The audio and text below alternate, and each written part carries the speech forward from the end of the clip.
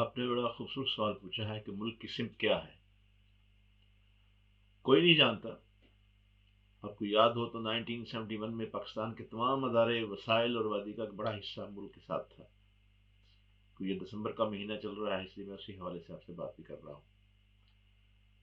وادی کا بڑا حصہ یا تو ملک کے ساتھ تھا، یہ اس کے کنٹرول میں تھا. قوم پر پوری طرح واضح تھا کہ دشمن کون ہے اور کتنا طاقتور ہے. مسئلہ صرف یہ تھا کہ اس دشمن سے کیسے نپٹا جائے. ٹارگٹ واضح ہونے کے باوجود بدنیتی اور غیر ملکی قوتوں کے ایجنٹوں کی وجہ سے ہمیں ناکامی کا سامنا کرنا پڑا. تاریخ اب اس بات کی گواہی دے رہی ہے، بہت سی کتابیں چھپ چکی ہیں. آج 2022 میں دوبارہ وہی صورتحال آن پڑی ہے. لیکن اب نمٹنے کی بات تو ایک طرف یہی طے نہیں ہو رہا کہ ہمارا سب دشمن ہے کون، وہ اندر ہے کہ باہر، کب وار کرے گا، کیسے کرے گا، ملک کس راستے پر چل نکلا ہے، موجودہ حکومت کا اختیار کردہ راستہ ہمیں کس سمت لے کر جا رہا ہے. ہماری حکومت کا یہ بحری جہاز کہاں لنگر ڈالے گا، دبئی، لندن یا سیدھا امریکہ؟ ان کی کسی بندرگاہ میں جا پہنچے گا. اس بحری جہاز کا ناخدا وہاں کے کھلتے موسم کی چمکتی دھوپ میں کثر سفید کے عطا کیے ہوئے کسی کونے میں آفتابی غسل کی تیاری میں مصروف ہوگا. ایسا کیوں محسوس ہو رہا ہے کہ ملک کی معیشت کا طیارہ مہنگائی کے کڑکتے بادل میں کسی انجانی منزل کی طرف گامزن ہے، جہاں اس طیارے کا کپتان اس کا آٹو پائلٹ کا بٹن دبا کر تمام مسافروں کی زندگی سے غافل موت جیسی گہری نیند سو گیا ہے. یا پھر ایسا کیوں محسوس ہو رہا ہے کہ ہماری موجودہ حکومت اور اپوزیشن کی حالتیں کیسے ادموئے گھوڑے جیسی ہو گئی ہے کہ جس کی صرف آنکھوں کی پتلیاں حرکت کر رہی ہیں اور استعمالی گد اس کا جسم بڑی بے دردی کے ساتھ گوشت نوچ رہے ہیں، اور بےکس اور لاچار عوام جو ہے ایک کمزور چھڑی سے دور سہمے ہوئے ہوش ہوش کر رہے ہیں کہ شاید استعمالی گد یہ بترس کھا کر دور ہٹ جائیں. بلوچستان کا آپ نے ذکر کیا تو بلوچستان تو کسی چوک پر کھڑا ہوا لاوارث بچہ ہے جس کے بے حس والدین اسے چھوڑ کر اپنی شاپنگ میں مصروف ہے.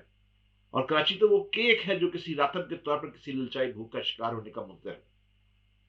اندرون سندھ اس چٹل میدان کی طرح بن گیا ہے سیلاب کے بعد، جہاں مالکان اپنے کتوں اور مرغوں کی لڑائی کا میلہ سجانے کے لیے چل پڑے ہیں.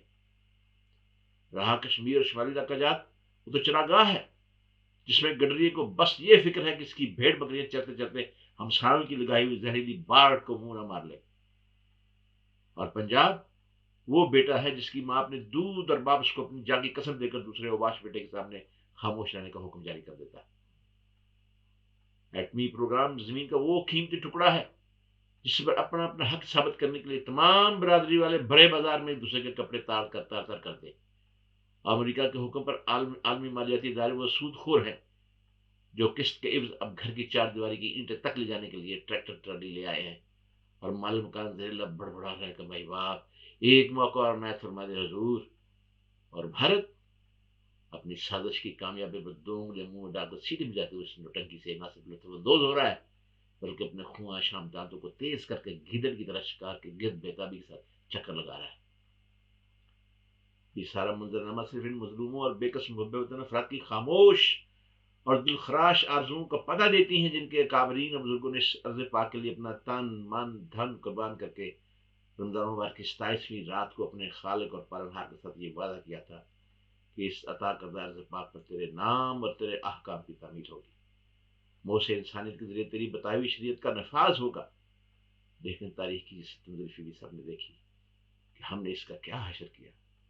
پچھلے 75 سال سے اس کی ایک ایک بوٹی نوچ کھائی، کسی نے لحاظ نہیں کیا. اور آج لٹیروں کی پراپرٹی امپائرز یورپ، امریکہ اور کینیڈا میں موجود ہیں، اور اب بھی وہ صرف پاکستان میں حکومت کرنے کے لیے ملک میں آتے ہیں اور 22 کروڑ غلام ہاتھوں میں ہار لیے زندہ باد کے نعرے سے ان کی گاڑی پر پھول کی پتیاں نچاور کر رہے ہوتے ہیں. اس لیے میری شکایت آج عوام کے ساتھ ہے، آپ کے ساتھ ہے کہ آپ دیکھیں کہ آپ کیا کر رہے ہیں. آپ ان آزمائے گروپوں کو کیوں دوبارہ آزما رہے ہیں؟ آپ کیوں کہتے رجال نہیں ہے اس وقت بھی؟ آپ کیوں ان لوگوں کو سامنے نہیں لاتے جن کا ریکارڈ پچھلے 75 سال سے اس ملک کے ساتھ بالکل ایسا ہے جیسے ایک بیمار ماں کی بہترین تمیار کرنے والا بیٹا ہوتا ہے. اس کے علاوہ مجھے آپ سے اور کچھ نہیں کہنا.